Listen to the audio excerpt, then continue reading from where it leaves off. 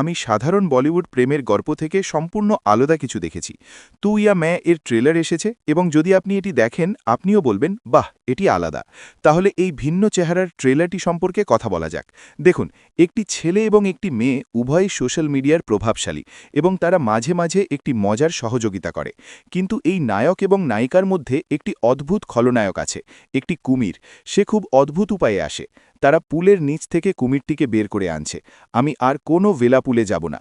এই ট্রেলারটি আমাকে অনেক ভয় দেখিয়েছে। না, সত্যি বলতে এটি অন্য যে কোনো বলিউড সিনেমার চেয়ে অনেক আলাদা দেখাচ্ছে। আর যেহেতু এতে তরুণ দম্পতি, সোশ্যাল মিডিয়া ব্যক্তিত্বদের নিয়ে তৈরি, তাই এটি অবশ্যই আজকের তরুণদের লক্ষ্য করে তৈরি একটি সিনেমা। আর আমি তাৎক্ষণিকভাবে এতে মুগ্ধ হয়েছিলাম, কারণ প্রেমের কোণের একটি সিনেমা হঠাৎ করেই একটি সার্ভাইভাল থ্রিলারে পরিণত হয়। আর সার্ভাইভাল থ্রিলার বন্ধুরা সবসময় আমার প্রিয় ধারা। আর সিনেমাটি ১৩ই ফেব্রুয়ারি অর্থাৎ ১৩ই ফেব্রুয়ারি মুক্তি পাচ্ছে। ভালোবাসা দিবসের ঠিক একদিন আগে ১৩ই শুক্রবার। আপনি জানেন, তাই নির্মাতারা জানেন যে আজকাল ভালোবাসা একটি সার্ভাইভাল থ্রিলারের চেয়ে কম নয়। তাই তারা অনেক চিন্তাভাবনা করেছেন এবং এমন বিষয়বস্তু তৈরি করেছেন যা প্রেম এবং রোমাঞ্চকে একত্রিত করে।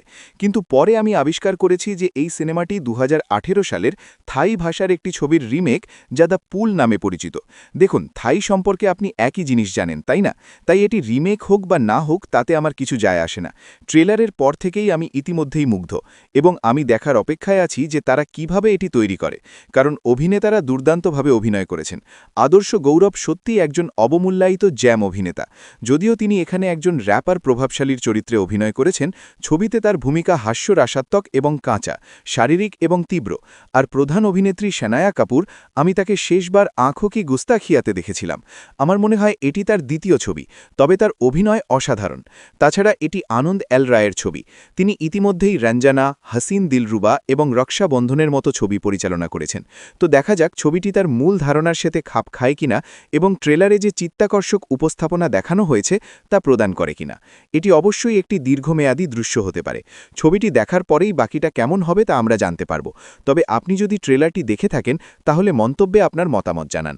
পরবর্তী ভিডিওতে দেখা হবে। ভিডিওটি যদি ভালো লেগে থাকে তাহলে লাইক, শেয়ার এবং সাবস্ক্রাইব করতে ভুলবেন না।